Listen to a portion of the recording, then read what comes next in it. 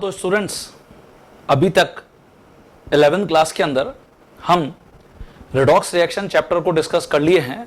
Redox reactions chapter में जो भी मैंने कॉन्सेप्ट्स आपको बताए हैं, मैं ये पूरी उम्मीद करता हूं कि एक एक मेरा जो रिकॉर्डेड लेक्चर है आपने उसको बहुत ध्यान से देखा है और एक एक कॉन्सेप्ट डे 1 से जो हमने स्टार्ट किया था, ऑक्सीडेशन नंबर, फिर oxidising agent, reducing agent, oxidation, reduction, type of redox reactions और उसके बाद फिर बैलेंसिंग ऑफ रिडॉक्स रिएक्शंस और फिर फॉर्मल चार्ज, ये सारे जो पॉइंट्स हमने इस चैप्टर में डिस्कस किए, रिडॉक्स रिएक्शन चैप्टर में डिस्कस किए, आगे हमारे लिए बहुत काम आने वाले हैं केमिस्ट्री के अंदर सारे चैप्टर्स में।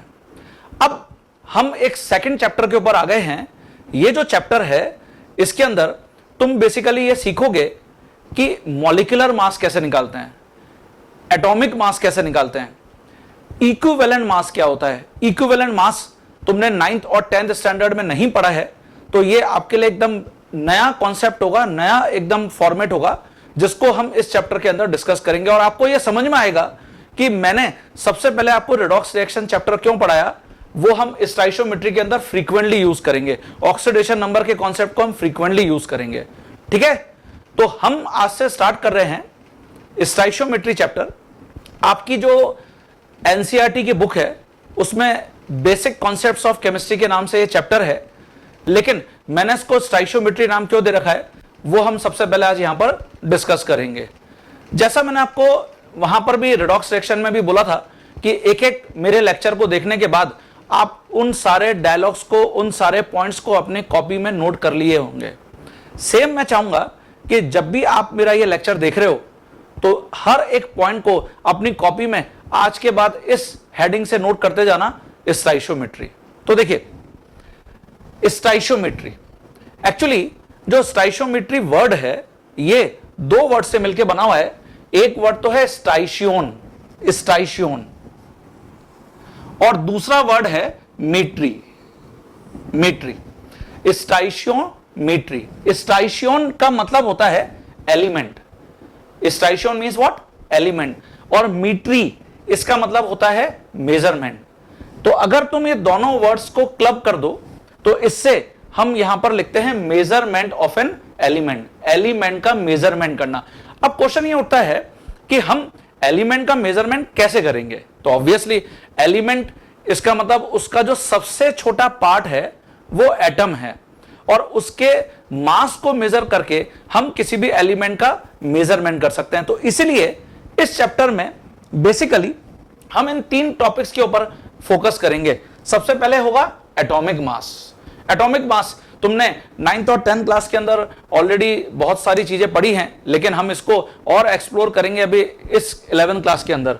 उसके बाद होगा मॉलिक्यूलर मास और सबसे लास्ट में ये देखिए इक्विवेलेंट मास। इक्विवेलेंट मास का मतलब है जो हम इस चैप्टर में अभी एटॉमिक मास और मॉलिक्यूलर मास को पढ़ने के बाद कैलकुलेट करेंगे तो उससे आपको समझ में आएगा कि इक्विवेलेंट मास का एक कॉन्सेप्ट होता क्या है। तो उसको हम अभी लेटर स्टेजेस में इस चैप्टर में डिस्कस करेंगे।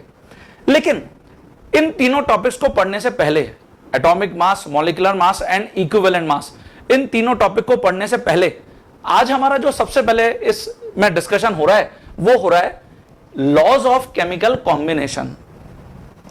Laws of chemical combination, chemical combination मतलब जैसे हम वाटर, कार्बन डाइऑक्साइड या सल्फर डाइऑक्साइड, कार्बन मोनोऑक्साइड, जितने भी मॉलिक्यूल्स को पढ़ते हैं, ये जो मॉलिक्यूल्स हैं जब इनमें एलिमेंट्स कंबाइन होते हैं तो डेफिनेटली ये हमेशा एक पर्टिकुलर लॉ को फॉलो करते हैं। तो केमिस्ट ने इनको लॉज ऑफ केमिकल कॉम्बिनेशन के नाम से एक नया कॉन्सेप्ट, एक नया नाम दिया है।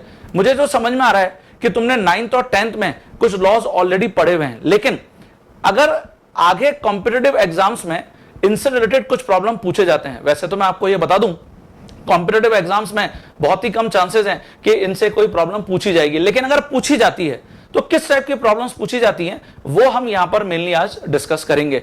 और इसमें जो जो पॉइंट्स और डेफिनेशन और जो प्रॉब्लम्स मैं आपको बताऊंगा उतना प्रैक्टिस कर लीजिए, आपके लिए बहुत अच्छा और मोर देन सफिशिएंट होगा। तो देखिए मैंने लॉज ऑफ केमिकल कॉम्बिनेशन में यहां पर सबसे पहले फर्स्ट लॉ लिखा है, law of conservation of mass. Law of conservation of मास ये तुमने ऑलरेडी 9th और 10th क्लास में पढ़ा है। इसको हम law of indestructibility of matter भी बोलते हैं। Law of indestructibility of matter क्या मतलब है इसका? देखिए मैंने यहां पे लिखे हैं की पॉइंट्स, इंपॉर्टेंट पॉइंट्स। सबसे पहले जो मैंने पॉइंट यहां पर मेंशन किया है, it tells about masses of reactants and products. ये मासेस ऑफ रिएक्टेंट्स और प्रोडक्ट्स के बारे में हमको इंफॉर्मेशन देता है।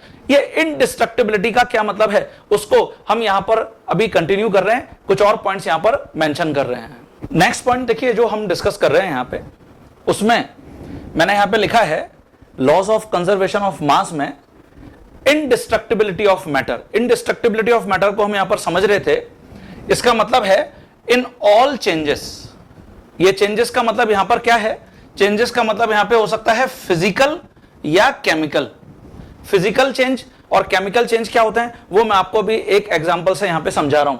तो कोई भी टाइप का चेंज हो, वेदर इट इज फिजिकल और chemical, total mass of reactant, उसमें रिएक्टेंट का टोटल मास हमेशा टोटल मास ऑफ प्रोडक्ट्स के मास के इक्वल होगा। इसका मतलब जो भी रिएक्टेंट में हमारे पास कंपोनेंट प्रेजेंट हैं, उनके अगर मैं टोटल मासेस का सम करूंगा तो वो हमेशा प्रोडक्ट के जो भी कंपोनेंट प्रेजेंट होंगे उनके टोटल मासेस के सम के इक्वल होगा। इसलिए मैंने यहां पे लिखा है no change in weight. Weight में कोई भी चेंज नहीं होगा, रिएक्टेंट और प्रोडक्ट दोनों साइड में वेट इक्वल होंगे, लेकिन फिजिकल या केमिकल चेंज होगा। जैसे मैंने यहां पर एक एग्जांपल लिया है, ये मैंने एक कोनिकल फ्लास्क लिया है और आप देख रहे हैं इस कोनिकल फ्लास्क में एक आइस का क्यूब मान लेते हैं यहां पर रखा हुआ है। इस कोनिकल फ्लास्क को यहां पर हमने कॉर्क से बंद कर रखा है और इस आइस क्यूब का मैंने यहां पर मान लेते हैं कि वेट अज्यूम किया, लेट अस इसका वेट ऑफ आइस 10 ग्राम है। ये हमने इसको 10 ग्राम यहां पर अज्यूम किया। अब मैंने क्या किया, इस कोनिकल फ्लास्क को हीट करना स्टार्ट किया। तो जब मैं इस कोनिकल फ्लास्क को हीट करूंगा तो हीट करने पर ये जो आइस है ये मेल्ट होकर देखिए वाटर में कन्वर्ट हो गई, लिक्विड वाटर के अंदर। और मैंने इस फ्लास्क को फिर यहां पर वेट किया तो मैंने ऑब्जर्व किया कि ये जो वाटर है अभी भी इसका जो वेट है, वेट ऑफ H2O लिक्विड, ये 10 ग्राम ही है। इसका मतलब यह हुआ कि यहां पे सॉलिड से लिक्विड मतलब फिजिकल चेंज हुआ, लेकिन अगर दोनों साइड में हम वेट को चेक किए तो कोनिकल फ्लास्क को मिलाकर दोनों का जो वेट दोनों साइड में है वो 10 ग्राम आइस का भी है और 10 ग्राम वाटर का भी है। तो इसलिए हमने यहां पे लिखा है कि total mass of reactant is equal to total mass of product. एक पॉइंट और, जैसा हमने वहां पे लिखा है law of indestructibility of matter, मतलब matter can neither be created. ये कॉन्सेप्ट एक यूनिवर्सल ट्रुथ है कि मैटर को ना तो हम बना सकते हैं और ना ही उसको डिस्ट्रॉय कर सकते हैं। हां, एक फॉर्म से दूसरे फॉर्म में कन्वर्ट जरूर कर सकते हैं। इसलिए मैंने यहां पे लिखा है matter can neither be created और नॉर डिस्ट्रॉयड। तो इन सारे पॉइंट्स के थ्रू हम सारे प्रॉब्लम्स जो भी हमको लॉ ऑफ कंजर्वेशन ऑफ मास से रिलेटेड मिलते हैं उनको हम डिस्कस करते हैं। जैसे अगर मैं केमिकल चेंज का एग्जांपल लेता हूं तो वो हम कैसे एक्सप्लेन करेंगे। देखिए, अगर मैं इसकी जगह केमिकल चेंज यहां पर एक्सप्लेन करता हूं on the basis of law of conservation of mass, तो देखो कैसे समझा सकते हैं। जैसे मैंने इसको समझाने के लिए यहां पर एक प्रॉब्लम लिखा है, मैंने लिखा है 4.90 ग्राम ऑफ KClO3। जैसा हम पढ़ के आए थे अभी रिडॉक्स रिएक्शन में, KClO3 potassium chlorate when heated produce 1.92 gram of oxygen and the residue KCl left behind weighs 2.98 gram. To show that these results illustrate the law of conservation of mass. Problem को पहले यहां पे समझ लेते हैं। मैंने यहां पे लिखा है KClO3। इसको जब हमने हीट किया तो हीट करने से हमको यहां पर एक तो ऑक्सीजन मिली। Oxygen generally diatomic form में मिलता है, इसका मतलब O2 मिली। और रेजिड्यू का मतलब यह हुआ क्योंकि ऑक्सीजन गैस है तो ये तो इवॉल्व हो गई, और प्लस जो लेफ्ट रह गया वो हमारा यहां पे KCl लेफ्ट रह गया है। तो KCl यहां पे रेजिड्यू है और ऑक्सीजन यहां पर गैस है। हालांकि इससे अभी हमको कोई मतलब नहीं है, हमको यह पता चल गया कि कौन रिएक्टेंट है, तो देखिए KClO3 यहां पे रिएक्टेंट है, और ऐसे ही जो ऑक्सीजन है और KCl है वो यहां पे प्रोडक्ट्स है। अब तुमको यहां पर ऑलरेडी इस प्रॉब्लम में गिवन है KClO3 का मास 4.90 ग्राम है, ये 4.90 ग्राम है, और ऐसे ही अगर ऑक्सीजन का यहां पर मास देखें तो ये 1.92 ग्राम है, 1.92 ग्राम, और KCl जो रेजिड्यू है उसका तुमको वेट यहां पे 2.98 ग्राम गिवन है। अब आपसे पूछ रहा है कि बताइए क्या ये data according to law of conservation of mass है, मतलब इनडिस्ट्रक्टिबिलिटी ऑफ मैटर को जस्टिफाई करता है। तो इसके लिए भी हमने यहां पर लिखा था according to law of conservation of mass. हमने यहां पे लिखा था कि जो भी रिएक्टेंट के मासेस हैं वो हमेशा प्रोडक्ट के मासेस के इक्वल होने चाहिए। तो यहां पर अगर मैं रिएक्टेंट के साइड में मास को देखूं तो आप देख रहे हैं यहां पे वो 4.90 ग्राम है, और ऐसे ही अगर मैं प्रोडक्ट साइड में देखूं तो देखिए दो प्रोडक्ट्स यहां पर गिवन हैं, तो मैं दोनों के मासेस को यहां पे सम कर लेता हूं, तो 1.92 प्लस 2.98, तो अगर मैं इसको सम करता हूं तो ये वैल्यू भी मुझे 4.90 ग्राम ही मिलेगी। ये देखिए, तो इसका मतलब जितना भी रिएक्टेंट का मास था उतना ही प्रोडक्ट के मासेस का यहां पे सम है, दोनों इक्वल हैं। तो इसलिए हम यहां पर कंक्लूड कर सकते हैं कि ये जो डेटा है वो लॉ ऑफ कंजर्वेशन ऑफ मास या law of indestructibility of matter को जस्टिफाई करता है।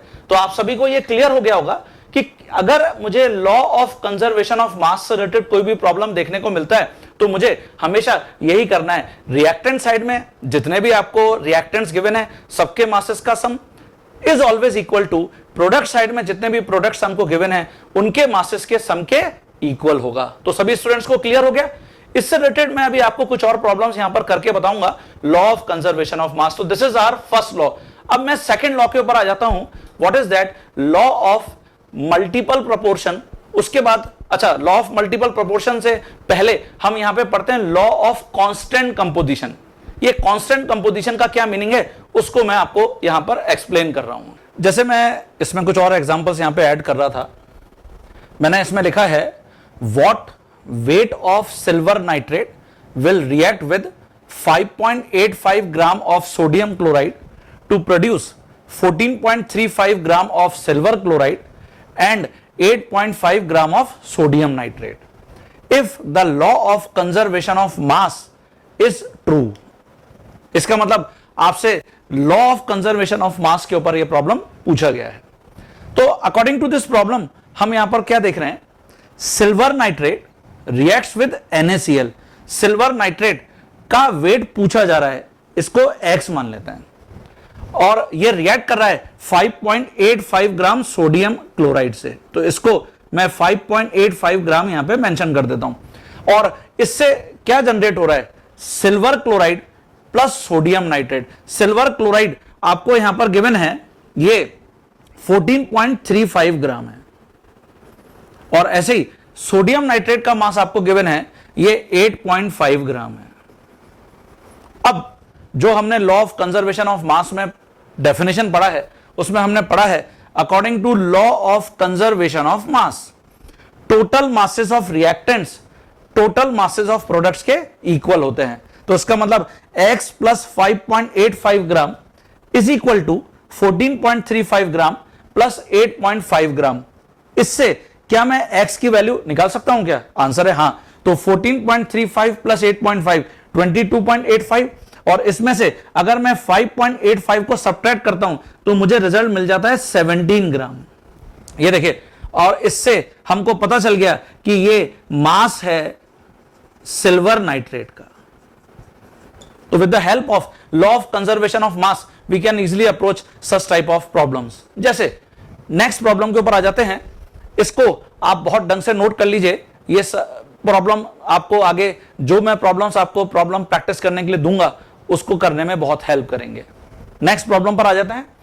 इसमें मैंने लिखा है 6.3 gram of sodium bicarbonate NaSCO3 are added to 15 gram of acetic acid solution the residue is found to weigh 18 gram, तो what is the mass of CO2 release in the reaction.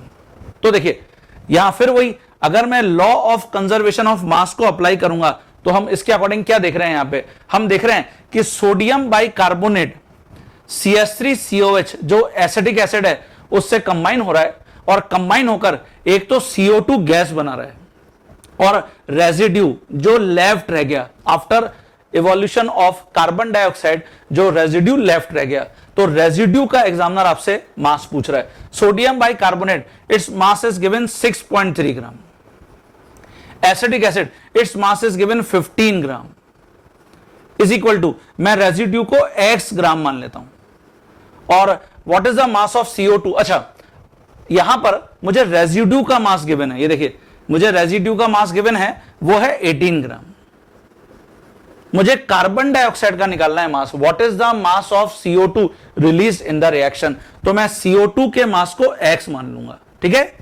अब इससे क्या मैं x की value calculate कर सकता हूं, yes, 6.3 plus 15, इसको मैं सॉल्व करूंगा तो 21.3 आ जाएगा, और उसमें से अगर मैं 18 को सब्ट्रैक्ट करूंगा तो मुझे 3.3 ग्राम मिल जाएगा, ये CO2 गैस का मास है। तो यही इस प्रॉब्लम का आंसर है। तो देखिए जैसे इसके अंदर अगर मैं लॉ ऑफ कांस्टेंट कंपोजिशन या लॉ ऑफ डेफिनेट प्रोपोर्शन को देखता हूं तो हम उसको कैसे एक्सप्लेन करेंगे। इसका बहुत ही सिंपल सा एग्जांपल यहां पर है, जैसे पानी की बात करते हैं, प्योर वाटर। अगर आप मोमेंटम जबलपुर में क्लास अटेंड कर रहे हो और आप उस समय आपकी क्लास अगर बीच में ब्रेक मिलता है और आप पानी का आनंद उठाते हो, वाटर का आनंद उठाते हो, तो आप क्या पियोगे, आप पियोगे H2O। इसका मतलब हाइड्रोजन के 2 एटम और ऑक्सीजन का 1 एटम। इसकी जगह अगर आप नर्मदा रिवर के किसी किनारे पर खड़े हो और वहां पर आप अगर पानी, नर्मदा रिवर का पानी पीते हो तो भी आप H2O ही पियोगे। इसकी जगह अगर आप कहीं समुद्र के पास में पड़े हो और उसमें जो पानी है अगर आप उसको भी देख रहे हो तो उसमें भी हाइड्रोजन के 2 एटम और ऑक्सीजन का 1 एटम, मतलब H2O ही है। आप इंडिया में किसी भी सिटी में चले जाओ, जबलपुर, नागपुर, किसी भी जगह, तो आप हमेशा जब भी वहां पर पानी का आनंद उठाओगे तो वहां पर आप क्या पियोगे, H2O, हाइड्रोजन के 2 एटम और ऑक्सीजन का 1 एटम। या इवन किसी भी फॉरेन कंट्री में चले जाओ, ऑब्वियसली अभी तो हम सभी जाने से डर रहे हैं, लेकिन अगर मैं किसी भी फॉरेन कंट्री में जाता हूं और फॉरेन कंट्री में कहीं पर भी मैं पानी का आनंद उठाता हूं तो भी मैं बच्चों क्या, किसका आनंद उठाऊंगा, किसको एंजॉय करूंगा, H2O, मतलब हाइड्रोजन के 2 एटम और ऑक्सीजन का 1 एटम। तो इसका मतलब यह हुआ कि जो वाटर है, H2O है, एक केमिकल कंपाउंड है, और इसके अंदर यहां पर हम लिख सकते हैं कि hydrogen, 2 hydrogen atoms and 1 oxygen atom, oxygen atom always combine in fixed ratio of masses। और वो मासेस का रेशो क्या है, तो देखिए हाइड्रोजन के 2 एटम हैं, हाइड्रोजन का जनरली जो मास होता है एक एटम का वो 1 ग्राम होता है, इसका मतलब 2 ग्राम। और ऐसे अगर मैं ऑक्सीजन की बात करता हूं तो ऑक्सीजन के 1 एटम का मास जनरली हम इसको लिखते हैं 16, है ना। तो यहां पर 2:16, इसका मतलब यह हो गया 1:8, 1:8। तो तुम कहीं से भी पानी का आनंद उठाओ, वाटर को एंजॉय करो, हमेशा हाइड्रोजन और ऑक्सीजन एक फिक्स्ड प्रपोर्शन ऑफ मासेस में कंबाइन होकर ही H2O बनाएंगे, और वो जो रेशो है वो हमेशा 1:8 रेशो है। तो इसलिए आज के बाद लॉ ऑफ कांस्टेंट कंपोजिशन, जिसको हम लॉ ऑफ डेफिनेट प्रोपोर्शन भी बोलते हैं, हम इसको ऐसे याद रखेंगे। A chemical compound is always found to be made up of the same elements. एक केमिकल कंपाउंड को आप कितने भी मेथड से बना लीजिए, लेकिन वो जो केमिकल कंपाउंड है उसमें हमेशा जो एलिमेंट्स हैं वो सेम रहेंगे, combined together in the same fix proportion by weight. मतलब वो हमेशा एक फिक्स प्रोपोर्शन बाय वेट में ही कंबाइन होंगे। अच्छा, केमिस्ट्री में हम वेट और मास दोनों को इक्वल मान के चलते हैं, इसलिए आप चाहे इसको बाय वेट लिख लीजिए या इसको बाय मास लिख लीजिए, बोथ आर सेम। तो यहां पर किसी को भी कभी कंफ्यूज होने की जरूरत नहीं है, हम मास और वेट केमिस्ट्री में इक्वल ही मान के चलते हैं। हालांकि फिजिक्स में ये सब चीजें डिफरेंट हो जाती हैं, लेकिन अभी हमारा जो इंटरेस्ट है वो यहां पर केमिस्ट्री में मासेस के रेशो को चेक करना है। तो क्या डेफिनेशन आप सबने लिख ली होगी, chemical compound is always found to be made up of same elements combined together in the same fix proportion by masses. ये मैं आप सभी को बता दूं, ये डेफिनेशन आपसे कभी भी नहीं पूछने वाला एग्जामिनर। सिर्फ अगर आपसे पूछता है तो एक डेटा देकर आपसे प्रॉब्लम पूछेगा जिसमें आपको ये डेफिनेशन हमेशा अप्लाई करनी है। तो आप अपने दिमाग में इस डेफिनेशन को बैठा लीजिए और इससे रिलेटेड प्रॉब्लम्स कैसे आपको मिलेंगी वो मैं आपको अब सॉल्व करके बता रहा हूं। तो सभी स्टूडेंट्स को क्लियर हो गया होगा। प्रॉब्लम डिस्कस करने से पहले मैंने यहां पर एक एग्जांपल और मेंशन किया है कार्बन डाइऑक्साइड का। कार्बन डाइऑक्साइड, इससे मुझे लगता है कि आप सभी अवेयर हो, CO2 होती है। इसको बनाने के देखिए बहुत सारे मेथड्स हैं। जैसे मेथड नंबर 1 में मैंने लिखा है कि अगर मैं कैल्शियम कार्बोनेट लेता हूं, लाइमस्टोन, और इसको हीट करता हूं तो इससे calcium oxide plus carbon dioxide बन जाएगी, मतलब CO2 बन जाएगी। तो ये केमिकल कंपाउंड हो गया CO2 केमिकल कंपाउंड। इस केमिकल कंपाउंड में हम देख रहे हैं कि कार्बन और ऑक्सीजन का जो रेशो है वो 1:2 है ना। इसकी जगह मेथड नंबर 2 में मैंने लिखा है कि मैंने लाइमस्टोन लिया और इसके अंदर HCl मिलाया, इससे फिर कैल्शियम क्लोराइड, कार्बन डाइऑक्साइड और वाटर बन गया। ये देखिए CO2 फिर यहां पे वही है, 1:2 के रेशो में है। ऐसे ही मेथड नंबर अगर मैंने 3 लिया तो C प्लस O2 दोनों कंबाइन होकर CO2 बना दिए, यहां से भी CO2 बन रही है, ये देखिए। और अगर मैं मेथड नंबर 4 लूं तो जैसे मैंने यहां पे लिया है बेकिंग सोडा, अगर मैं बेकिंग सोडा को हीट करता हूं, सोडियम बाइकार्बोनेट NaSCO3, इसको हीट करता हूं तो sodium carbonate plus carbon dioxide gas बनती है और वाटर बनता है। तो यहां पे फिर कार्बन डाइऑक्साइड, कार्बन और ऑक्सीजन का रेशो क्या है, 1:2। तो कुल मिलाकर ओवरऑल कंक्लूजन यह निकल के सामने आता है कि कार्बन डाइऑक्साइड को बनाने के तो बहुत सारे मेथड्स हैं, लेकिन कार्बन और ऑक्सीजन का जो रेशो CO2 में है वो हमेशा फिक्स्ड है। तो इसीलिए हमने ये कंक्लूजन किया था कि हमेशा एक केमिकल कंपाउंड में जो एलिमेंट्स हैं वो फिक्स प्रोपोर्शन बाय वेट में, बाय मास में कंबाइन होते हैं। इसलिए इस लॉ का नाम क्या पड़ा है, कांस्टेंट कंपोजिशन। कांस्टेंट कंपोजिशन मतलब कार्बन और ऑक्सीजन के एटम्स का रेशो आप देख लो अलग अलग मेथड से बनाने पर, या उनके मासेस का रेशो देख लो, हमेशा वो फिक्स्ड है। ऐसे हमने वाटर का एग्जांपल लिया था, इसलिए हम इसको बोलते हैं डेफिनेट प्रोपोर्शन, डेफिनेट रेशियो। तो देखिए कार्बन 12 ग्राम, कार्बन का जो मास होता है वो 12 ग्राम होता है, ऑक्सीजन का 16 होता है, मल्टीप्लाई मैंने 2 से किया तो 32 ग्राम। तो देयरफॉर ये 3:8 रेशो आ जाएगा। तो अब तुम किसी में भी देख लो, सभी में जो मासेस का रेशो है वो 3:8 है। तो मैं अब आता हूं इससे रिलेटेड प्रॉब्लम कि किस टाइप की प्रॉब्लम हमको देखने को मिल सकती है। जैसे यहां पर मैंने एक प्रॉब्लम मेंशन किया है, आप सब भी इसको अपनी कॉपी में ढंग से डिक्टेट करिए और जैसे जैसे मैं आपको सॉल्यूशन बता रहा हूं उसको भी ढंग से समझिए और अपनी कॉपी में नोट करिए, और इसके ऊपर बेस्ड जो प्रॉब्लम्स मैं आपको फिर बनाने के लिए दूंगा उसको आपको ढंग से अटेम्प्ट करना है। मैंने यहां पे लिखा है 6.488 gram of lead combined directly with 1.002 gram of oxygen to form lead peroxide। ये आपको एक एक्सपेरिमेंट गिवन है जिसके अंदर आपको लेड peroxide का फॉर्मेशन यहां पर गिवन है, और आपको एग्जामिनर ने इंफॉर्मेशन दिया है कि 6.488 gram of lead directly combine होता है 1.002 ग्राम ऑफ ऑक्सीजन से, और इससे लेड peroxide बनाता है। Lead peroxide is also produced by heating lead nitrate. ये एक दूसरा मेथड है लेड peroxide बनाने का ही, जिसमें लेड नाइट्रेट से इसको बनाया जाता है। And it was found that the percentage of oxygen present in lead peroxide is 13.38%। जो मेथड नंबर 2 है उसमें आपको ऑलरेडी ऑक्सीजन का परसेंटेज गिवन है 13.38%। नाउ आपसे एग्जामिनर पूछ रहा है use these data to illustrate the law of constant composition. इस डेटा को यूज करके ये बताइए क्या ये कांस्टेंट कंपोजिशन लॉ को प्रूव कर रहा है क्या। तो अब बच्चों कैसे करोगे आप, क्या करना चाहिए आपको, जो परसेंटेज हमको सेकंड कंपाउंड में लेड पेरोक्साइड जो हमको गिवन है सेकंड मेथड में 13.38% गिवन है। अगर मैं मेथड नंबर 1 में जो डेटा मुझे गिवन है उससे मैं ये प्रूव कर दूं कि 13.38% ऑक्सीजन मेथड नंबर 1 में भी है, तो इसका मतलब लेड पेरोक्साइड मेथड नंबर 1 से बनाई है, मेथड नंबर 2 से बनाई है, उसमें ऑक्सीजन या लेड का परसेंटेज फिक्स है लेड पेरोक्साइड की फॉर्म में। तो देखिए कैसे हम इस प्रॉब्लम को अटेंड करते हैं। यहां पर हम देख रहे हैं कि जो मेथड नंबर 1 है, मेथड नंबर 1 में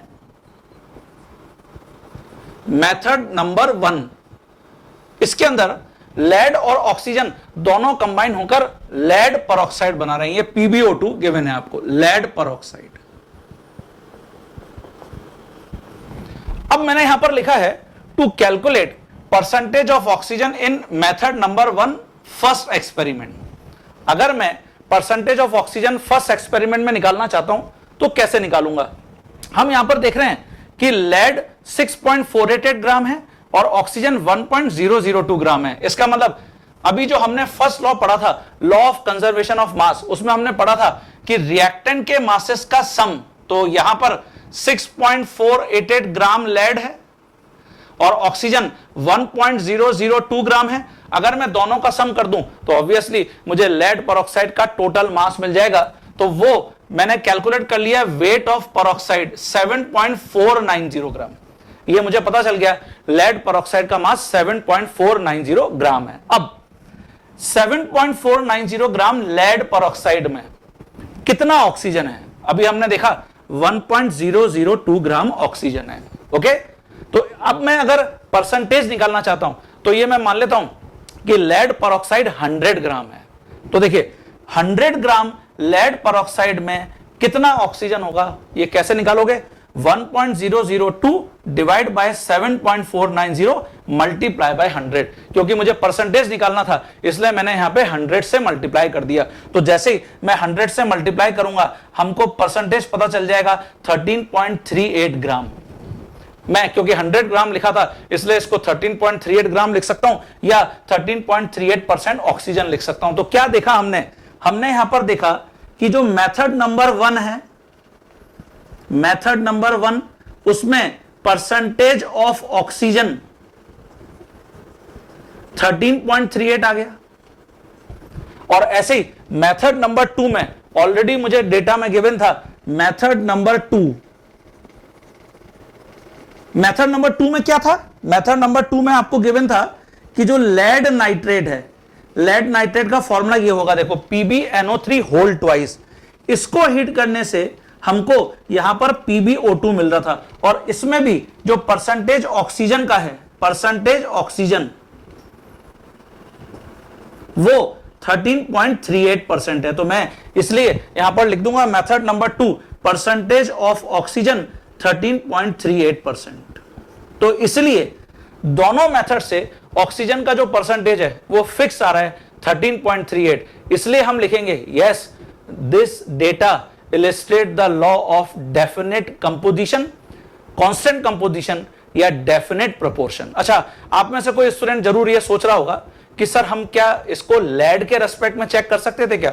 बच्चों बिल्कुल हाँ, जैसे हमने यहां पर अभी लिखा कि 7.490 ग्राम लेड पेरोक्साइड में 1.002 ग्राम ऑक्सीजन है। अगर तुम इसकी जगह लेड के रेस्पेक्ट में लिखना चाहते तो क्या लिखते, 7.490 ग्राम लेड पेरोक्साइड के अंदर कितना लेड है, लेड है 6.488।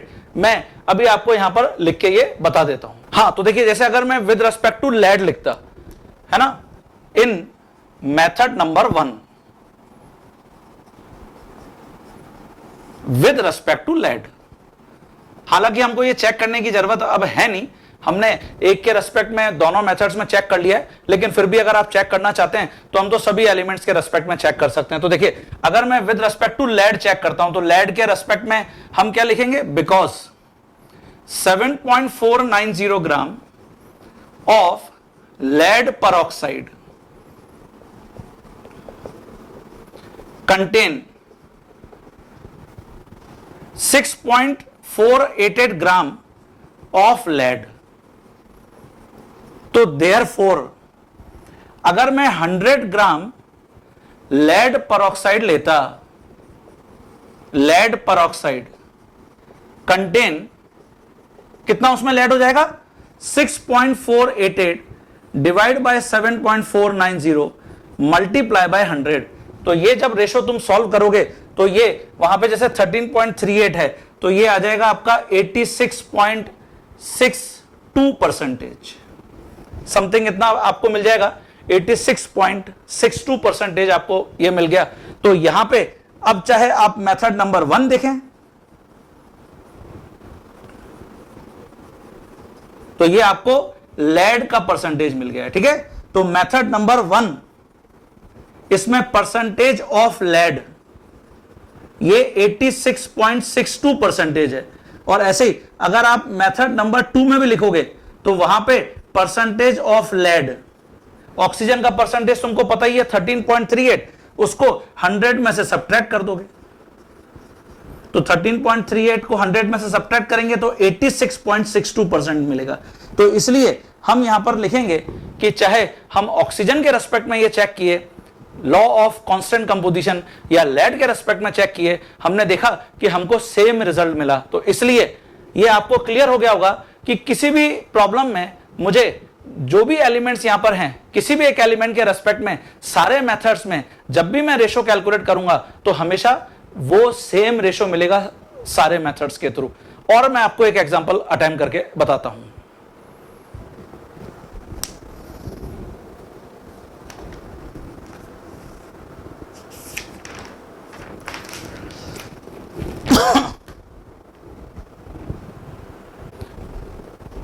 हाँ तो students, law of constant composition या लॉ ऑफ डेफिनेट प्रोपोर्शन को डिस्कस करने के बाद और उसका एग्जांपल डिस्कस करने के बाद अब मैं नेक्स्ट लॉ के ऊपर आ गया हूं जो मैंने लिखा है law of multiple proportion. Multiple proportion या रेसिप्रोकल प्रोपोर्शन, ये आप सभी स्टूडेंट्स के लिए नए लॉ हैं, इनको ध्यान से समझिए और जैसा जैसा मैं आपको प्रॉब्लम्स के थ्रू एक्सप्लेन करूंगा आगे सभी प्रॉब्लम्स के ऊपर बिल्कुल वैसे ही अप्लाई करिए। What is this law? इसमें हम क्या करते हैं, हमेशा दो ही एलिमेंट यहां पर लेंगे। जैसे मैंने यहां पे लिखा है व्हेन टू एलिमेंट्स, मान लेता हूं ये दो एलिमेंट हैं ए एंड बी। जैसे मैंने माना कि ए और बी दो एलिमेंट्स हैं, तो आपको लॉ ऑफ मल्टीपल प्रोपोर्शन में हमेशा दो ही एलिमेंट मिलेंगे। Combine to form two or more chemical compounds, मान लेते हैं ये दोनों मिलके दो या ज्यादा केमिकल कंपाउंड्स बनाते हैं। जैसे मैंने मान लिया कि ए बी बन रहा है, ए बी 2 बन रहा है, ए बी 3 बन रहा है, ए बी 4 बन रहा है। ये आपको ऑलरेडी गिवन होंगे कि वो कौन कौन से कंपाउंड्स बनाता है। तो हमने यहां पर देख लिया कि A B 2, A B 3, A B 4 ये डिफरेंट कंपाउंड्स बनते हैं। अब then the weight of one of the element, जैसे मैं मान लेता हूं B, which combine with a fix weight of the other. जैसे मैं मान लेता हूं कि ए का फिक्स वेट हमने अज्यूम कर लिया है 1 ग्राम। आप बोलेंगे कि सर 1 ग्राम क्यों अज्यूम किया? देखिए 1 ग्राम अज्यूम कर लीजिए, 100 ग्राम अज्यूम कर लीजिए, 1000 ग्राम अज्यूम कर लीजिए, it is your choice, it is our choice.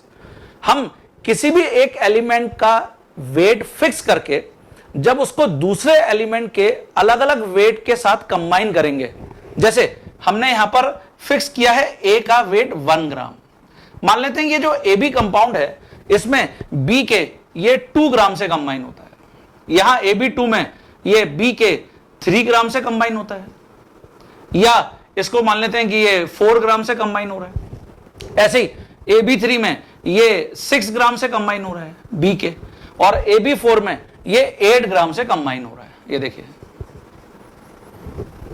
मतलब एक एलिमेंट का फिक्स वेट जो दूसरे एलिमेंट के डिफरेंट डिफरेंट मासेस से कंबाइन हो रहा है, तो दूसरे एलिमेंट के जो मासेस का रेशियो मैं निकालूंगा। जैसे यहां पे दूसरा एलिमेंट मतलब बी एलिमेंट, बी का ए बी में मास है 2 ग्राम, ए बी 2 में है 4 ग्राम, ए बी 3 में है 6 ग्राम, ए बी 4 में है 8 ग्राम।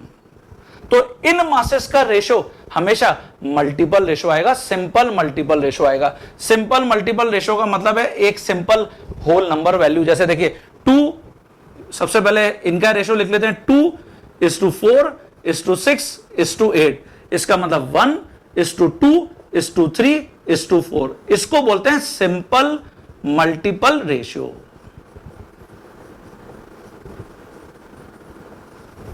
क्लियर हुआ सभी स्टूडेंट्स को? ओके, तो हमने इस डेफिनेशन पर हमेशा फिक्स, हम इस डेफिनेशन के अकॉर्डिंग ही प्रॉब्लम को अटेंड करेंगे। What is this definition? वापस मैं रिपीट कर देता हूं। When two elements, let us assume A and B, combine to form two or more chemical compounds, जैसे हमने अज्यूम किया AB, AB2, AB3 etcetera, then the weight of one of the element, जिसमें हमने माना कि B, which combine with a fix weight of the other, जैसे हमने माना कि A का फिक्स वेट है 1 gram, bear a simple ratio to one another. तो जो B है उसके डिफरेंट मासेस का रेशो जो A के फिक्स मास से कंबाइन हो रहा है, तो जब B के मासेस का रेशो हम कैलकुलेट करेंगे तो यहां पे simple ratio to one another, simple multiple ratio आएगा। सिंपल रेशो मतलब सिंपल मल्टीपल रेशो आएगा, इसलिए इस लॉ का नाम क्या पड़ गया है? Multiple proportion. तो दो बातें हमेशा यहां पे ध्यान रखना। पहली बात, की पॉइंट्स में ऑलवेज टू एलिमेंट्स आपको यहां पे गिवन होंगे, 3 एलिमेंट्स गिवन नहीं हो सकते, 2 डिफरेंट एलिमेंट्स आपको यहां पर गिवन होंगे। और दूसरी बात, जब भी तुम कोई प्रॉब्लम अटेंड करोगे इससे रिलेटेड, तो हमेशा किसी भी एक एलिमेंट के मास को 1 ग्राम कर दीजिए, फिक्स कर दीजिए। आप बोलेंगे सर मुझे कैसे पता चलेगा कि किसके मास को फिक्स करना है? ये फिर मैं आपको बोल रहा हूं, इट इज आवर चॉइस, हमारी मर्जी है, हम किसी भी एक एलिमेंट के मास को फिक्स कर सकते हैं। तो मैं यहां पे लिखूंगा फिक्स मास, और वो हमेशा प्रॉब्लम को सिंप्लीफाई करने के लिए 1 ग्राम मान लीजिए ऑफ वन एलिमेंट। बस ये 2 पॉइंट अगर मैं यहां पे ध्यान रखता हूं तो मैं इससे रिलेटेड प्रॉब्लम को बहुत इजीली सॉल्व कर सकता हूं। अब मैं प्रॉब्लम आपको सॉल्व करके बताता हूं कि किस टाइप की प्रॉब्लम आपको देखने को मिलती है। हाँ तो students, law of multiple proportion में जैसे ये प्रॉब्लम मैं आपके साथ डिस्कस कर रहा हूं, इसको जरा समझिए। मैंने यहां पे लिखा है tin combines with oxygen to form 2 compounds having the following composition. यहां पर आपको टिन और ऑक्सीजन 2 एलिमेंट्स गिवन है। जैसा भी आपको मैंने प्रॉब्लम में बताया कि जब भी मल्टीपल प्रोपोर्शन लॉ होगा हमेशा आपको 2 एलिमेंट्स गिवन होंगे, इससे ज्यादा कभी भी आपको एलिमेंट्स गिवन नहीं हो सकते। तो ये पहली बहुत इंपॉर्टेंट बात है ना। तो यहां पर टिन और ऑक्सीजन के कॉम्बिनेशन से 2 कंपाउंड्स बनते हैं। आपको कंपाउंड ए में टिन का परसेंटेज गिवन है 78.77 और ऑक्सीजन का परसेंटेज गिवन है 21.23, और ऐसे कंपाउंड बी में आपको टिन का परसेंटेज गिवन है 88.12 और ऑक्सीजन का परसेंटेज गिवन है 11.88। अब आपसे पूछ रहा है show that the above data illustrate the law of multiple proportion. बताइए क्या ये डेटा मल्टीपल प्रोपोर्शन लॉ को जस्टिफाई कर रहा है क्या? तो कैसे करेंगे? सबसे पहले जब भी मल्टीपल प्रोपोर्शन लॉ की बात आएगी हमेशा हम किसी भी एक एलिमेंट के वेट को फिक्स कर लेंगे। आप बोलेंगे सर किसको करें? तो देखिए अभी मैंने आपको बताया था ये हमारी चॉइस है। सबसे पहले मैं ऑक्सीजन के मास को फिक्स करके आपको प्रॉब्लम सॉल्व करके बताता हूं और फिर मैं टिन के मास को, तो जिससे आपका बिल्कुल डाउट क्लियर हो जाएगा। आप किसी भी एलिमेंट के, एक एलिमेंट के मास को फिक्स करके दूसरे एलिमेंट के मासेस के रेशो को चेक कर सकते हो। तो जैसे मैं मान लेता हूं, लेट अस अज्यूम मास या वेट ऑफ ऑक्सीजन हमने 1 ग्राम मान लिया है। अब मैं दोनों कंपाउंड में ऑक्सीजन के 1 ग्राम से कंबाइन होने वाले टिन के मासेस को चेक करूंगा। तो देखिए सबसे पहले मैंने यहां पे लिखा है कंपाउंड ए में। कंपाउंड ए में हम क्या देख रहे हैं? हम देख रहे हैं कि जब 21.23% ऑक्सीजन का लिया जाता है तो टिन 78.77% होता है। तो मैंने इसको देखिए ऐसे लिख लिया है। ये जो परसेंटेज है, अगर आप दोनों परसेंटेज को ऐड करो तो आपको मिलेगा 100। तो इसलिए मैं इसको 100 ग्राम बोल सकता हूं, मैं इसको ग्राम बोल सकता हूं, मैं इसको पार्ट बोल सकता हूं, मैं इसको परसेंटेज बोल सकता हूं। ये आपकी चॉइस होगी। तो मैंने इसलिए यहां पे लिखा है कि जब मैं 21.23 पार्ट मतलब 21.23 ग्राम ऑफ ऑक्सीजन लेता हूं तो ये 78.77 पार्ट ग्राम ऑफ टिन से कंबाइन होता है। है ना। तो इसका मतलब अगर 1 ग्राम ऑक्सीजन लूंगा, 1 पार्ट मैं अगर ऑक्सीजन लूंगा तो ये कितने टिन से कंबाइन होगा? आंसर होगा 78.77 डिवाइडेड बाय 21.23। ये हमको पता चल गया कि फिक्स मास ऑफ ऑक्सीजन से कंबाइन होने वाला टिन कंपाउंड ए में कितना है। तो कितना आंसर आ रहा है? 3.7 ग्राम। ठीक है, अब ऐसे तुम कंपाउंड बी में करोगे तो कंपाउंड बी में क्या देख रहे हैं? 11.88% ऑफ ऑक्सीजन 88.12% टिन से कंबाइन होती है। तो देखिए 11.88 part that is gram of oxygen combine with 88.12 part of tin. तो देयरफॉर अगर मैं 1 ग्राम लूंगा ऑक्सीजन तो ये कितने टिन से कंबाइन होगी? इसका आंसर होगा 88.12 डिवाइडेड बाय 11.88। तो देखिए यहां से 7.4 ग्राम टिन आ गया। तो 1 ग्राम ऑक्सीजन से कंबाइन होने वाला कंपाउंड ए में टिन 3.7 ग्राम है, कंपाउंड बी में 7.4 ग्राम है। तो इसलिए हम यहां पर कंक्लूजन क्या करेंगे? देखिए masses of tin which combines with 1 gram of oxygen, अगर कंपाउंड ए में मैं इसका रेशो देखूं टिन का तो 3.7 है, ये कंपाउंड ए में है। और ऐसे ही अगर मैं कंपाउंड बी में देखूं तो ये 7.4 है, 7.4। इसका मतलब यह हुआ, इसका मतलब यहां पर यह हुआ कि अगर मैं इन दोनों का रेशो सिंपल मल्टीपल रेशो में सॉल्व करना चाहता हूं तो 3.7 को मैं दोनों से डिवाइड करता हूं तो ये 1 आएगा और वो 2 आएगा। तो देखिए 1:2 रेशो आ गया। इसका मतलब simple multiple ratio.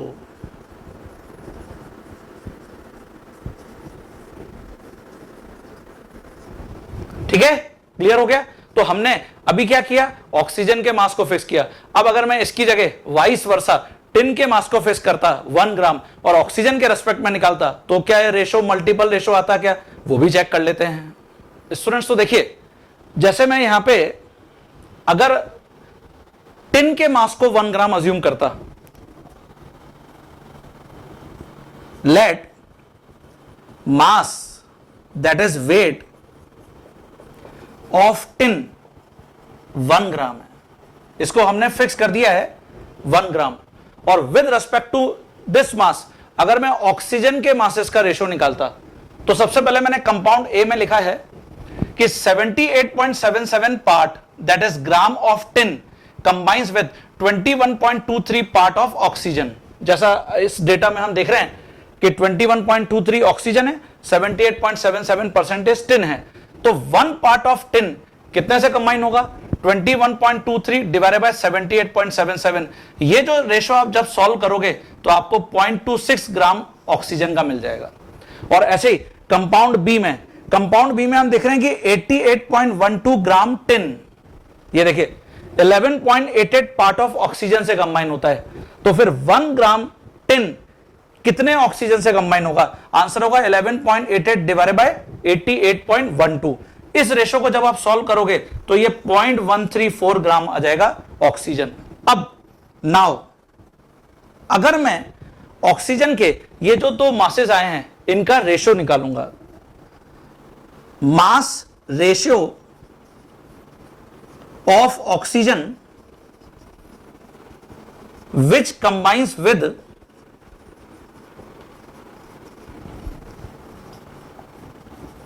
Fixed mass of tin. तो अगर आप यहां पे ऑक्सीजन के मासेस का रेशो चेक करेंगे तो एक तो है 0.26 ग्राम कंपाउंड ए में और दूसरा है 0.134 ग्राम कंपाउंड बी में। तो अगर मैं दोनों साइड में 0.134 से डिवाइड करूंगा तो ये आपको रिजल्ट मिलेगा 2:1। ये देखिए फिर सिंपल मल्टीपल रेशो आ गया, सिंपल मल्टीपल रेशियो। तो इसका मतलब यह हुआ चाहे मैं ऑक्सीजन के मास को 1 ग्राम करके टिन के मासेस का रेशियो निकालूं या टिन के मास को फिक्स 1 ग्राम करके ऑक्सीजन का मासेस का रेशियो निकालूं, हमेशा हमको एक मल्टीपल रेशो मिल रहा है। अच्छा, आप पूछ सकते थे कि सर वहां ऑक्सीजन के रेस्पेक्ट में भी मुझे 1:2 वैल्यू मिली थी, यहां भी मुझे 1:2 वैल्यू मिली है, तो क्या ये वैल्यू भी सेम होनी चाहिए? ऐसा कोई जरूरी नहीं है, हमको सिंपल मल्टीपल रेशो मिलना चाहिए, ये जरूरी है। तो मुझे लगता है सभी स्टूडेंट को ये example law of multiple proportion में क्लियर हुआ होगा। एक और एग्जांपल मैं आपको करके दिखाता हूं इसका।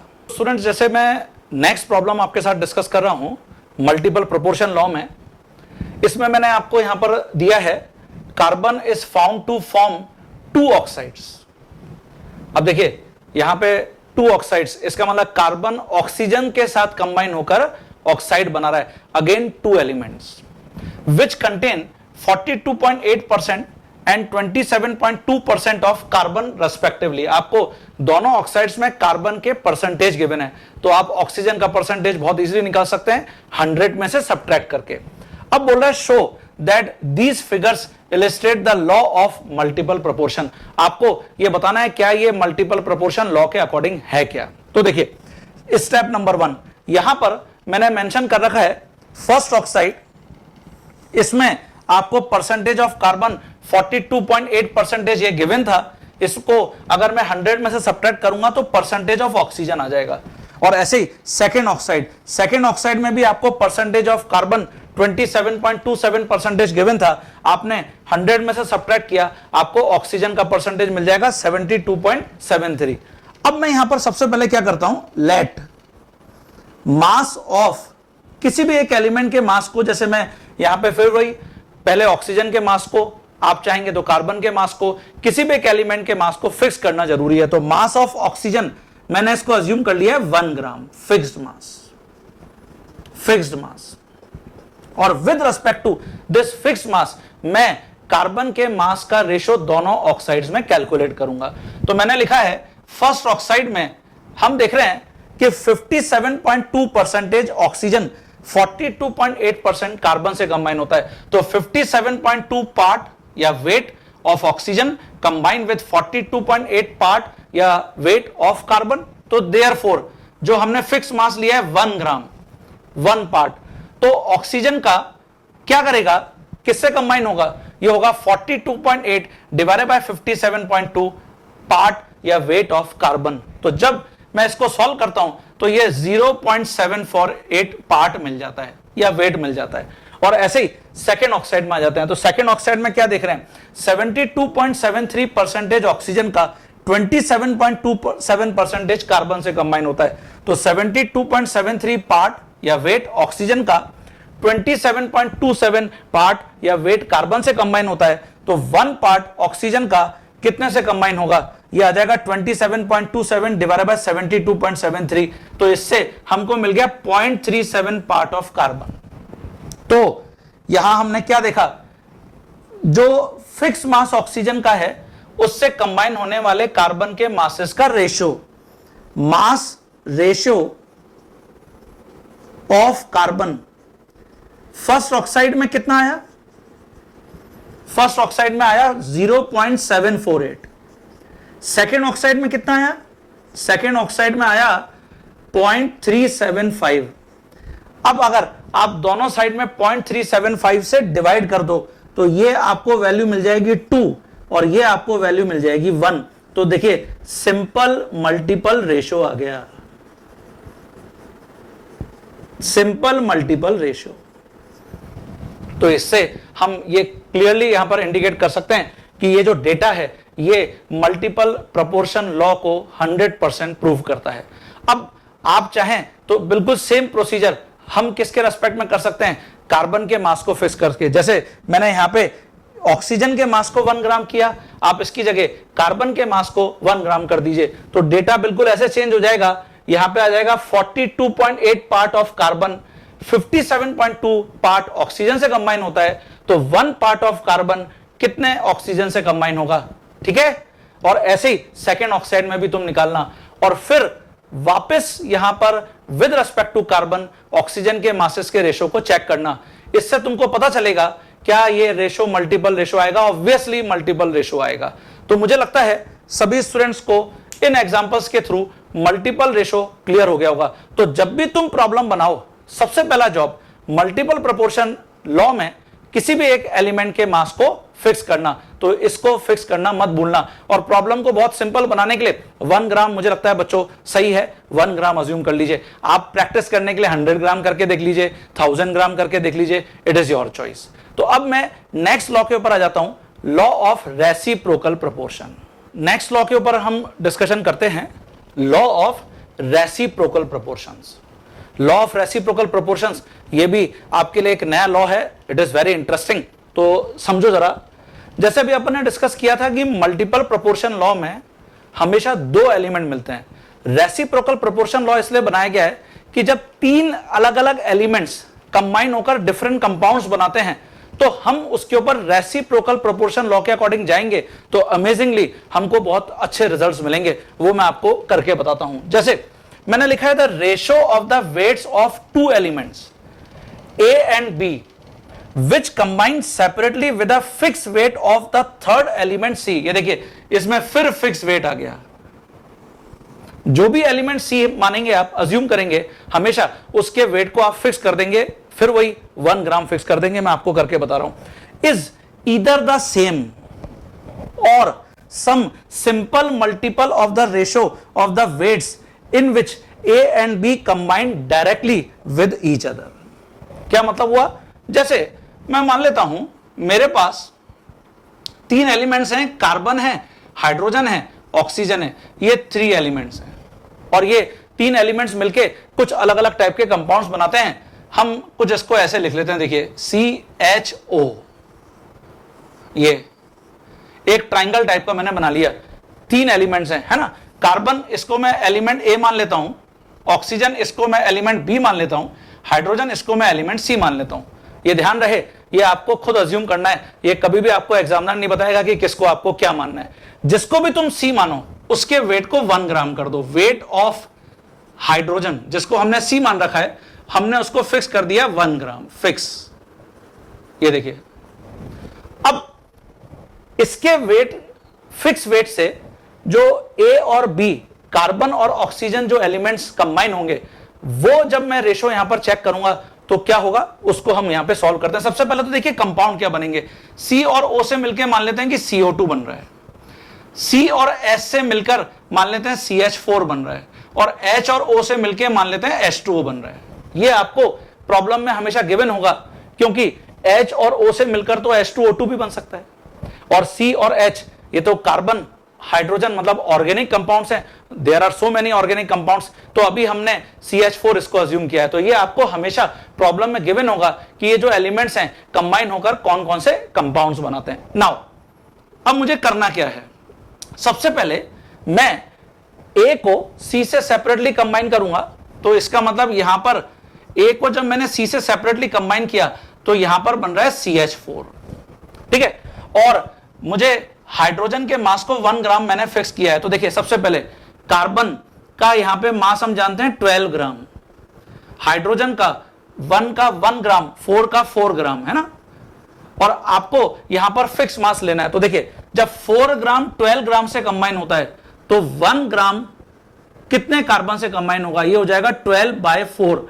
इसका मतलब ये वैल्यू आ जाएगी आपकी 3:1। क्लियर हो गया। तो फिक्स मास ऑफ हाइड्रोजन से यहां पे कार्बन 3 ग्राम कंबाइन हुआ है। ऐसे ही एंड अगर मैं B को C से कंबाइन करता हूं, तो देखिए B को आपने C से कंबाइन किया, तो B को जब आप C से कंबाइन कर रहे हैं तो B ऑक्सीजन है और C हाइड्रोजन है, तो OH2 बन रहा है। बेटर है हम इसको H2 ना लिख के अभी OH2 लिख लेते हैं, ठीक है। ऑक्सीजन 16 ग्राम होता है, हाइड्रोजन यहां पे 2 ग्राम है, और फिक्स मास इसका मतलब 1 ग्राम से ये कितना कंबाइन होगा, 16/2, इसका मतलब 8 ग्राम। ये देखिए, तो यहां पर भी फिक्स मास से कंबाइन होने वाला हमने B के मास को, B यहां पर ऑक्सीजन है, उसके मास को हमने कैलकुलेट कर लिया है 8 ग्राम। तो अब फिक्स मास ऑफ C से कंबाइन होने वाले A और B के जो मासेस का रेशो है, A यहां पे क्या मान के चल रहे हैं, कार्बन, B आप यहां पे क्या मान के चल रहे हैं, ऑक्सीजन। तो कार्बन यहां पे 3 आया है और ऑक्सीजन यहां पे 8 आया है। तो देखिए ये आपको 3:8 पता चल गया। अब अगर मैं A और B को डायरेक्टली कंबाइन करता, नाउ ए और बी अगर डायरेक्टली कंबाइन होते, तो ए और बी डायरेक्टली कंबाइन होके क्या बना रहे हैं, CO2 बना रहे हैं। इसका मतलब कार्बन यहां पे कितना है, यहां पे 12 ग्राम। ऑक्सीजन क्योंकि 2 एटम है तो 16 इंटू 2 मतलब 32।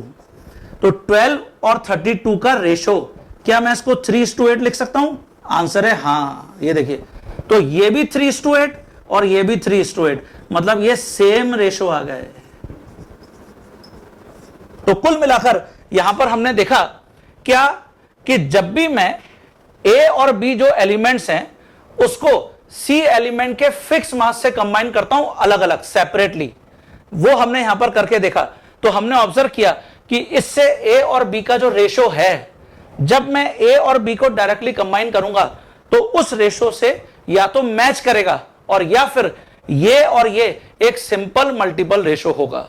तो मुझे लगता है आपको ये एग्जांपल क्लियर होगा। अच्छा, अब मैं इसमें से किसी को भी सी अज्यूम कर सकता हूं। जैसे मैंने यहां पे हाइड्रोजन को सी अज्यूम किया, हम यहां पे ऑक्सीजन को सी अज्यूम कर सकते थे, यहां पे कार्बन को सी अज्यूम कर सकते थे।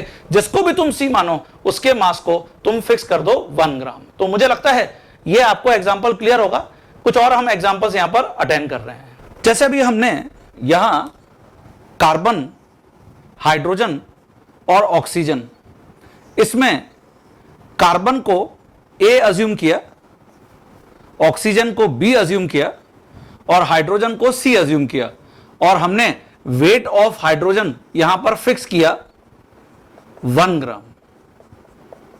अब हम ये देखना चाह रहे हैं कि अगर मैं किसी भी दूसरे एलिमेंट को यहां पर सी अज्यूम करता और उसके रेस्पेक्ट में फिर जो रिमेनिंग 2 एलिमेंट्स हैं उनके मासेस को चेक करता तो मुझे क्या रिजल्ट मिलता। तो देखो, मैं यहां पे लिख रहा हूं ऑल्टरनेटिवली। तो जैसे मैंने यहां पर वापस इस ट्रायंगल को ड्रॉ किया, ये CH4 बना रहा है, ये CO2 बना रहा है, कार्बन और ऑक्सीजन का कॉम्बिनेशन, और ये H2O बना रहा है। अब तुम बताओ कि मैं किसके मास को फिक्स करूं। जैसे सपोज हम क्या करते हैं, यहां पर ऑक्सीजन के मास को फिक्स कर देते हैं, इसको अब C मान लेते हैं, ठीक है। इसको मैंने A मान लिया, इसको मैंने B मान लिया, और मैंने यहां पर वेट ऑफ ऑक्सीजन इसको फिक्स कर लिया 1 ग्राम। अब जो हमारी डेफिनेशन है उसके अकॉर्डिंग हम यहां पर फिर वापस अप्रोच करते हैं। क्या डेफिनेशन है? ए को सी से मैं डायरेक्टली कंबाइन करूंगा, बी को सी से मैं डायरेक्टली कंबाइन करूंगा, और फिर ए और बी को डायरेक्टली कंबाइन करूंगा। तो देखिए, सबसे पहले जब ए सी से कंबाइन होता है, तो जब ए सी से कंबाइन होता है तो बन रहा है CO2, कार्बन डाइऑक्साइड, और तुमने यहां पर ऑक्सीजन के मास को 1 ग्राम कर रखा है। तो सबसे पहले कार्बन हम यहां पर देख रहे हैं कि 12 ग्राम, ऑक्सीजन के 2 एटम है, इसका मतलब 16 इंटू 2 मतलब 32 ग्राम से कंबाइन होता है। तो यहां पर मैं लिख सकता हूं देयरफॉर 1 ग्राम जो ऑक्सीजन है वो किससे कंबाइन होगा, ये हो जाएगा 12/32। 12/32, इसका मतलब मैं इसको लिख सकता हूं 3/8 से कंबाइन हो रहा है। फिक्स मास ऑफ ऑक्सीजन ये कार्बन के 3/8 से कंबाइन हो रहा है। एंड ऐसे ही अगर मैं B को C से कंबाइन करता हूं, तो B कौन है यहां पे, आपने इसको अब हाइड्रोजन मान रखा है, और C कौन है, ऑक्सीजन है। तो इसका मतलब यहां पर H2O बन रहा है। ये देखो H2O, इसका मतलब 2 ग्राम हाइड्रोजन के, क्योंकि हाइड्रोजन के एक एटम का मास 1 ग्राम, 2 एटम है 2 ग्राम, ऑक्सीजन के 16 ग्राम से कंबाइन हो रहा है। तो therefore 1 gram of oxygen, 1 gram of oxygen ये हाइड्रोजन के 2/16 से कंबाइन होगा, या मैं इसको लिख सकता हूं 1/8 से कंबाइन होगा, ठीक है। इसका मतलब फिक्स मास ऑफ ऑक्सीजन यहां 1/8 मास ऑफ B से कंबाइन हो रहा है, जो हमारा हाइड्रोजन एटम है, और ऐसे ही फिक्स मास ऑफ ऑक्सीजन यहां 3/8 से कंबाइन हो रहा है। तो देयरफॉर हमने जो अभी डेफिनेशन में लिखा था, इससे अगर मैं A और B का रेशो निकालूं, एलिमेंट A और एलिमेंट B, एलिमेंट A हमारा कार्बन है, एलिमेंट B हमारा हाइड्रोजन है। कार्बन यहां पर 3/8 है और हाइड्रोजन यहां पे 1/8 है। तो रेशो क्या आ गया, 3:1। ये देखिए रेशो 3:1 आ गया। नाउ अब मैं ये चेक करना चाह रहा हूं कि देन अगर ए और बी डायरेक्टली कंबाइन होते, ए और बी डायरेक्टली कंबाइन होते तो क्या बन रहा है? ए और बी डायरेक्टली कंबाइन होने से ये देखिए कार्बन, ये देखिए हाइड्रोजन, ए और बी के डायरेक्टली कंबाइन होने से बन रहा है CH4। कार्बन यहां पे 12 और हाइड्रोजन के 4 एटम है, मतलब 4 ग्राम। इसका मतलब हम इसको क्या लिख सकते हैं? यहां पर लिख सकते हैं 3:1। ये देखिए फिर रेशियो सेम आ गया है ये, इसलिए हम इसको बोलते हैं लॉ ऑफ रेसिप्रोकल प्रोपोर्शन। ये सेम मल्टीपल रेशियो आ गया। तो अब आपको मुझे लगता है कि क्लियर हो गया होगा। जैसा मैंने आपको स्टार्टिंग में बोला था कि मैं किसी भी एक एलिमेंट के मास को फिक्स करके उस फिक्स मास से दूसरे जो 2 एलिमेंट्स हैं उनको 1 बाय 1 पहले कंबाइन करूंगा। फिक्स मास से उन 2 एलिमेंट्स के मासेस का जो रेशो मुझे मिल रहा है, वो रेशो जब मैं ए और बी को डायरेक्टली कंबाइन करूंगा उस रेशो से या तो मैच करेगा या फिर सिंपल मल्टीपल रेशो होगा। ठीक है, क्लियर हो गया सभी स्टूडेंट्स को? देखिए नेक्स्ट एग्जांपल मैं आपको इसी में और करके बताता हूं, आपका कॉन्फिडेंस और बढ़ेगा। हाँ तो बच्चों देखो, मैं नेक्स्ट एग्जांपल यहां पे लॉ ऑफ रेसिप्रोकल प्रोपोर्शन के अंदर डिस्कस कर रहा हूं। जैसे मैं मान लेता हूं कि मेरे पास जो 3 एलिमेंट्स हैं वो सल्फर, हाइड्रोजन एंड ऑक्सीजन है। ये 3 एलिमेंट है। जैसे मैंने आपको बताया था लॉ ऑफ रेसिप्रोकल प्रोपोर्शन में हमेशा 3 एलिमेंट्स गिवन होंगे और लॉ ऑफ मल्टीपल प्रोपोर्शन में हमेशा 2 एलिमेंट्स गिवन होंगे जो दोनों कंबाइन होकर डिफरेंट कंपाउंड्स बनाएंगे। यहां पर ये 3 एलिमेंट्स कंबाइन होकर डिफरेंट कंपाउंड्स बनाएंगे। फिर हम एक ट्रायंगल बना लेते हैं। देखिए सल्फर, हाइड्रोजन, ऑक्सीजन। ठीक है, यहां पे सल्फर इसको मैं ए मान लेता हूं, ऑक्सीजन को बी मान लेता हूं और हाइड्रोजन को सी मान लेता हूं।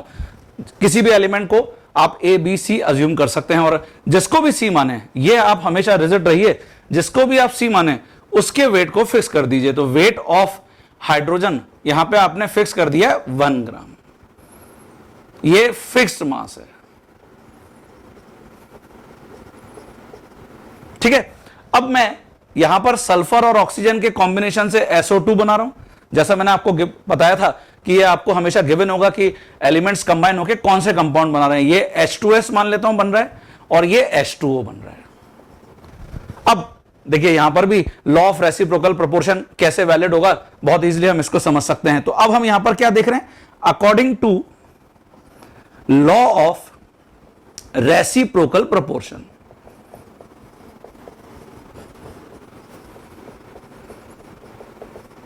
तो जब मैं रेसिप्रोकल प्रोपोर्शन लॉ अप्लाई करूंगा, सबसे पहले मैं ए को सी से कंबाइन करता हूं सेपरेटली। तो ए को सी से कंबाइन कर रहा हूं, इसका मतलब यहां पर मुझे H2S मिल रहा है। तो बेटर होगा भी मैं इसको ऐसे लिख लेता हूं SH2, क्योंकि जो एलिमेंट ए है वो सल्फर है और एलिमेंट जो सी है वो हाइड्रोजन है। ओके, सल्फर इसका जो मास होता है वो 32 ग्राम होता है, हाइड्रोजन 2 ग्राम। इसका मतलब यह हुआ कि, और हाइड्रोजन के मास को मैंने 1 ग्राम मान रखा है, तो जब 2 ग्राम 32 ग्राम सल्फर से कंबाइन होता है तो देयरफॉर 32 डिवाइडेड बाय 2 ये हाइड्रोजन के 1 ग्राम से कंबाइन होगा। या मैं इसको लिख सकता हूं कितना? 16 1 ग्राम हाइड्रोजन से कंबाइन होगा। तो fix mass of hydrogen sulphur के कितने मास से कंबाइन हो रहा है? 16 मास से। ऐसे ही अब मैं बी को सी से सेपरेटली कंबाइन करता हूं। तो जब मैं बी को सी से सेपरेटली कंबाइन करूंगा, तो देखिए बी को सी से सेपरेटली कंबाइन कर रहा हूं, इसका मतलब यहां पर OH2 बन रहा है। H2O वैसे इसका फॉर्मूला है, लेकिन जैसा मैंने आपको बताया कि हमने जो ऑक्सीजन एलिमेंट है उसको बी अज्यूम कर रखा है और हाइड्रोजन को सी अज्यूम कर रखा है, इसलिए मैंने इसको ऐसा मेंशन किया है। नाउ मैं यहां पर लिख सकता हूं कि ऑक्सीजन का 16 ग्राम हाइड्रोजन के 2 ग्राम से कंबाइन हो रहा है, और फिर हम यहां पर लिख सकते हैं 16/2 कितने से कंबाइन होगा? 1 ग्राम से। फिक्स मास ऑफ हाइड्रोजन जो यहां पे 16/2 से कंबाइन हो रहा है, या हम इसको लिख सकते हैं 8 से कंबाइन हो रहा है। ये देखिए, तो 1 ग्राम यहां पे सल्फर के 16 ग्राम से कंबाइन हुआ, 1 ग्राम यहां पे ऑक्सीजन के 8 ग्राम से कंबाइन हुआ। तो देयरफॉर अगर मैं यहां पे रेशियो निकालूंगा ऑफ ए एंड बी ए यहां पे हमारा सल्फर है और बी हमारा यहां पे ऑक्सीजन है, तो सल्फर यहां पे 16 आया, तो देखिए 16 और ऑक्सीजन यहां पे 8 आया, तो इसका मतलब रेशो क्या मिल जाएगा तुमको 2:1। ठीक है, ये एक मल्टीपल रेशो है, लेकिन अभी हम ए और बी को डायरेक्टली कंबाइन भी करके देखेंगे। Now when A and be directly combines with each other, directly combines with each other, तो जब मैं ए और बी को डायरेक्टली कंबाइन करूंगा तो कौन कौन है ए और बी? ए हमारा सल्फर है, बी हमारा ऑक्सीजन है, तो इससे हमको SO2 मिल रही है। ए और बी को मैंने डायरेक्टली कंबाइन किया तो SO2 मिल रही है। अब देखिए सल्फर 32 ग्राम है, ऑक्सीजन के 2 एटम है, मतलब 16 इंटू 2 मतलब 32, इसका मतलब ये रेशो कितना आ रहा है 1:1। तो देखिए ऊपर मिला है 2:1, नीचे मिला है 1:1, इसका मतलब ये रेशो मैच नहीं कर रहे, लेकिन क्या ये मल्टीपल रेशो हैं? आंसर है हां, ये दोनों मल्टीपल रेशो हैं। तो हमारी जो डेफिनेशन थी उसको तुम वापस पीछे स्क्रॉल करके देखना, उसमें हमने ये लिखा था कि ये रेशो या तो सेम होंगे और या फिर ये एक दूसरे के रेस्पेक्ट में सिंपल मल्टीपल रेशो होंगे। तो this is simple multiple ratio. Simple multiple ratio मतलब 2 और 1 का रेशो और 1 और 1 का रेशो। तो इसलिए हम लिखेंगे कि हमारा ये जो डेटा है ये लॉ ऑफ रेसिप्रोकल प्रोपोर्शन के अकॉर्डिंग है। चलिए, जैसे मैंने इस प्रॉब्लम में यहां हाइड्रोजन के मास को फिक्स किया, अब मैं आपकी चॉइस के अकॉर्डिंग किसी भी दूसरे एलिमेंट के मास को फिक्स करके आपको एक बार और इस एग्जांपल को एक्सप्लेन करता हूं। तो देखते हैं जरा, सभी स्टूडेंट्स इसको ढंग से नोट कर लीजिए। मैं अब क्या करता हूं, सेम एग्जांपल में ही यहां किसी भी दूसरे एलिमेंट के मास को 1 मान लेता हूं, 1 ग्राम मान लेता हूं। सबसे पहले देखिए, जैसे मैं यहां पे सल्फर को ए अज्यूम कर रहा हूं, हाइड्रोजन को दिस टाइम मैं बी अज्यूम कर रहा हूं और ऑक्सीजन को मैं सी अज्यूम कर लेता हूं। तो जिस भी एलिमेंट को मैं सी अज्यूम करूंगा मैं उसके मास को फिक्स कर दूंगा। तो वेट ऑफ ऑक्सीजन यहां मैंने 1 ग्राम कर दिया है। ठीक है, ये सभी स्टूडेंट्स को क्लियर हो गया। अब मैं with respect to this fixed mass A और बी को पहले सेपरेटली कंबाइन करूंगा और उसके बाद फिर आगे चेक करता हूं क्या यहां पर law of reciprocal proportion true है क्या। तो देखो, सबसे पहले ए अगर सी से डायरेक्टली कंबाइन होता, तो जब ए सी से कंबाइन हो रहा है तो SO2 बन रही है, तो SO2 सल्फर 32 ग्राम, ऑक्सीजन 16 इंटू 2 मतलब 32 ग्राम, इसका मतलब ऑटोमेटिकली यहां पर तो 1:1 रेशो आ जाएगा, 1:1 मतलब फिक्स मास ऑफ ऑक्सीजन जो 1 ग्राम है वो सल्फर के 1 से कंबाइन हो रहा है। और ऐसे ही अगर मैं बी को सी से सेपरेटली कंबाइन करता, तो जब बी सी से सेपरेटली कंबाइन होगा तो यहां पे क्या बन रहा है, बी सी से सेपरेटली कंबाइन हो रहा है, H2O बन रहा है। और यहां मैं लिख सकता हूं कि 2 ग्राम हाइड्रोजन का ऑक्सीजन के 16 ग्राम से कंबाइन होता है, तो देयरफॉर हमको ऑक्सीजन के मास को 1 रखना है। तो इसका मतलब ये 2/16 कितने ऑक्सीजन से कंबाइन हो रहा है, 1 ग्राम से। ये फिक्स मास है। तो देखिए यहां 1 ग्राम ऑक्सीजन से सल्फर 1 कंबाइन हो रहा है और वहां 1 ग्राम ऑक्सीजन से हाइड्रोजन 2/16 कंबाइन हो रहा है। तो देयरफॉर यहां अगर मैं रेशो चेक करता हूं, ratio of A and B, तो जब मैं ए और बी का रेशो चेक करूंगा तो ए यहां पे सल्फर है और बी यहां पे हाइड्रोजन है। सल्फर वहां पे 1 है और हाइड्रोजन यहां पे 2/16 है। तो 2/16 इसका मतलब मैं इसको लिख सकता हूं 16:2 या मैं इसको लिख सकता हूं 8:1। ये देखिए मल्टीपल रेशो। ठीक है, क्लियर हो गया सभी स्टूडेंट्स को। नाउ अब अगर मैं ए और बी को डायरेक्टली कंबाइन करता, now when A and be directly combines with each other, तो जब मैं ए और बी को डायरेक्टली कंबाइन करूंगा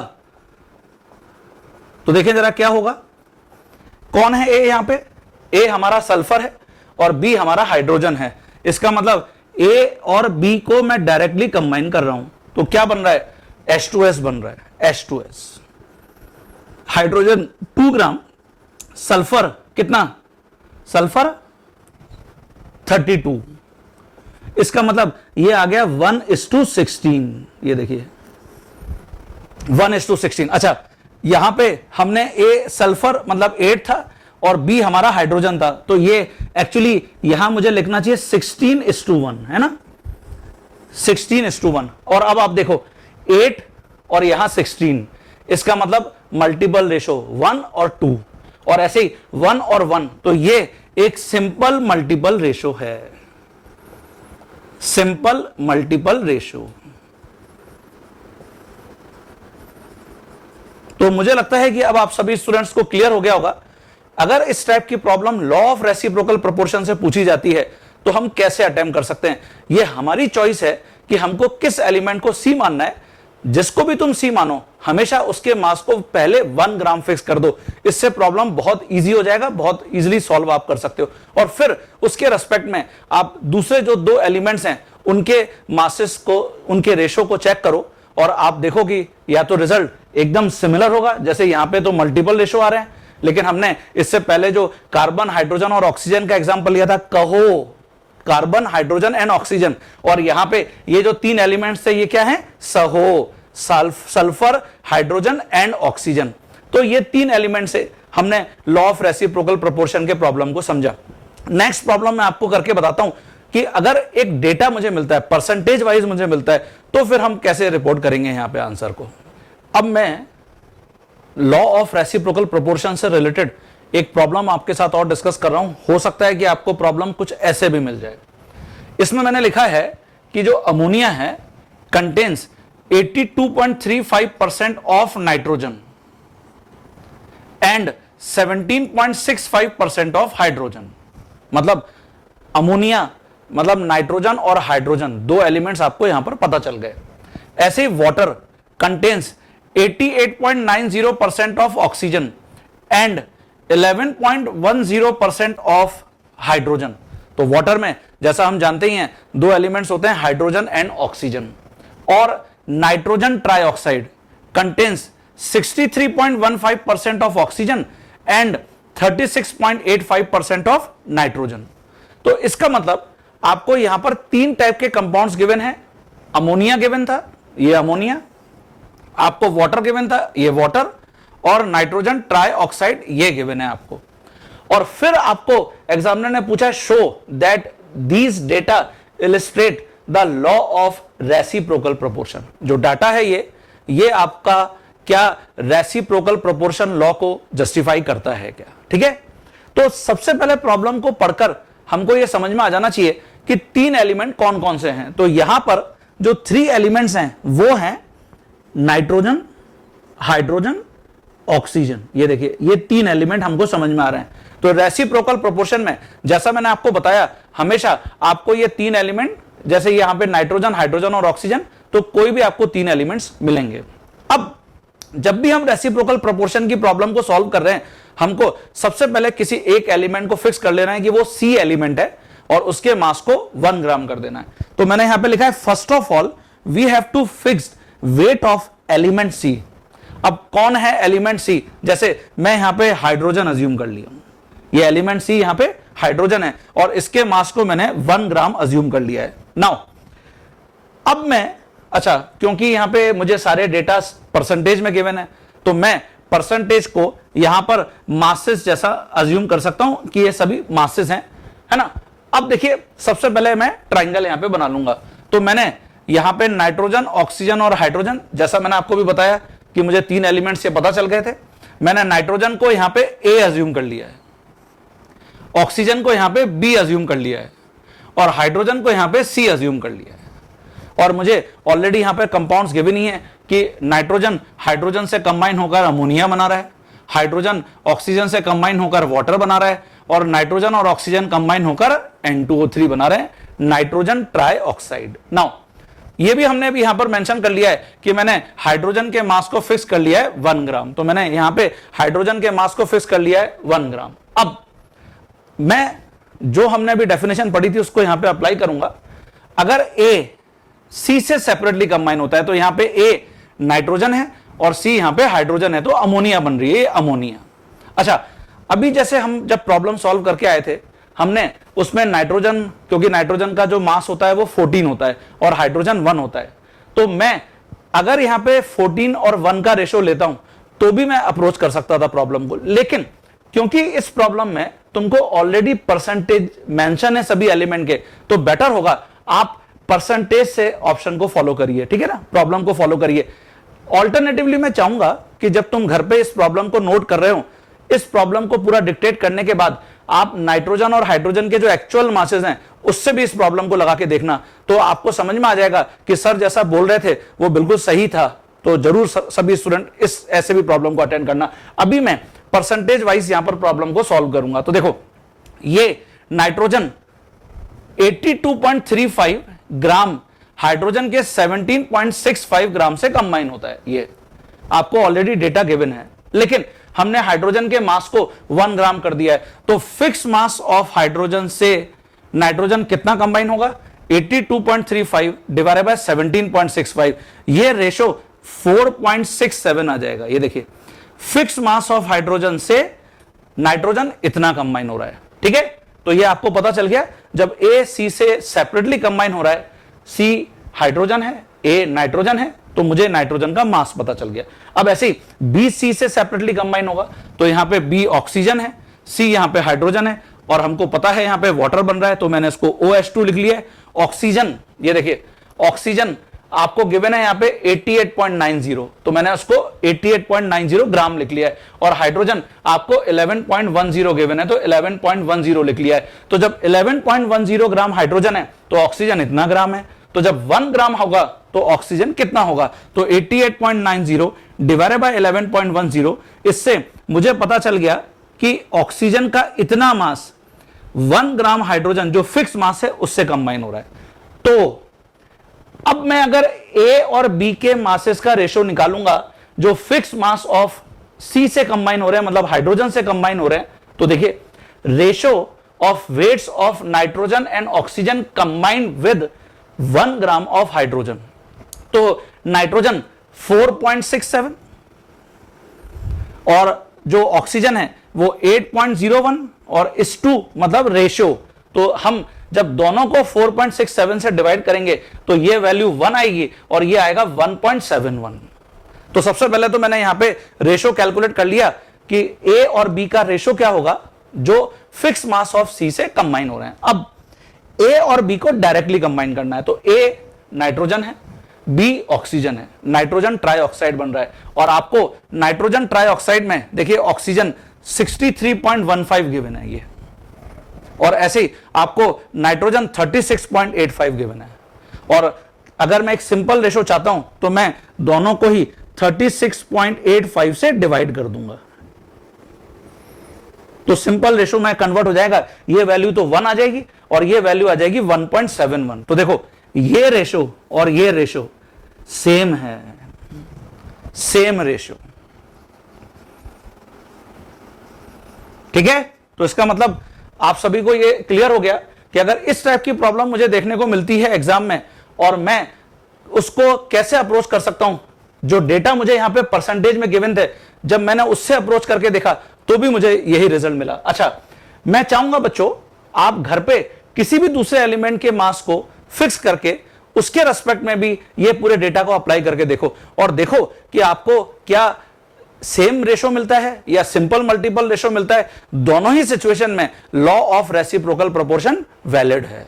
तो देखिए ये हमारा जो डिस्कशन है इस चैप्टर में, जो पहला डिस्कशन था, पहला जो टॉपिक था लॉज ऑफ केमिकल कॉम्बिनेशन, जिसमें हमने लॉ ऑफ कंजर्वेशन ऑफ मास, जिसको मैंने law of indestructibility of matter, है ना, उसके बाद हमने सेकेंड लॉ पढ़ा law of constant composition, law of constant composition law of definite proportion के नाम से भी हमने इसको लिखा। थर्ड हमने लॉ क्या पढ़ा, लॉ ऑफ मल्टीपल प्रोपोर्शन, और फोर्थ लॉ हमने क्या पढ़ा, law of reciprocal proportion. Next topic के ऊपर अप्रोच कर रहे हैं वो है एटॉमिक मास।